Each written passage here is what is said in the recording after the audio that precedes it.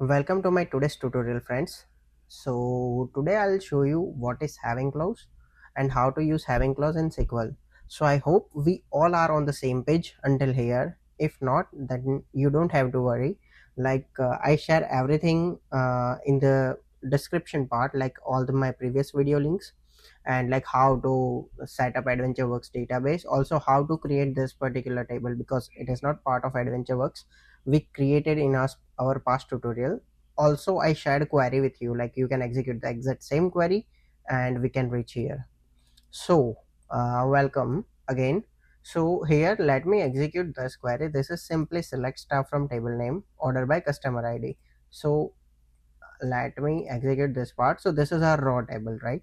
So here you can see we have sales order id, customer id, flag, total due, and here we can see for like one customer placed multiple orders, so we have like same customer id for few orders and total due amount.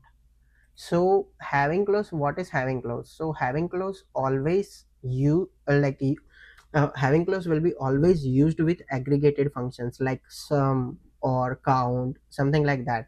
So why SQL introduce having clause? So if if you use var clause, in var clause we can't do aggregations.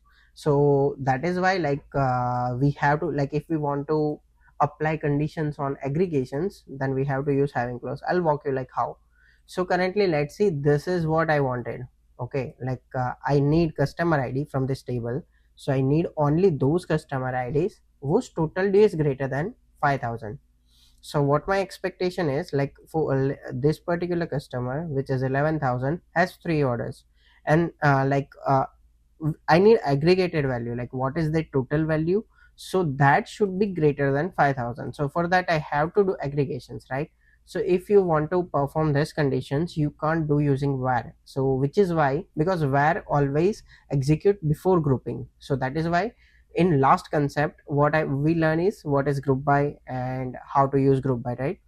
So let's follow our path. So let's look at this table real quick. We have multiple orders for the same customers in here. Now what we want is customer, like we require total due by customer, aggregated values, right? So what we'll do is, let me write that query in here. Select, we need customer id, also what we need is total due, right? So that should be sum of total due from table name. So what is our table? dbo dot customer orders. And as we know now, since we are using aggregations here, we have to group by this column. So what I'll do is group by customer id. And if you want to learn more like why we have to do aggregation and all, please check my previous video. So we will execute this query. So look at this table, and now we are executing this query. Perfect. What we are getting is, for one customer we are aggregating this value, how much the total due is, right?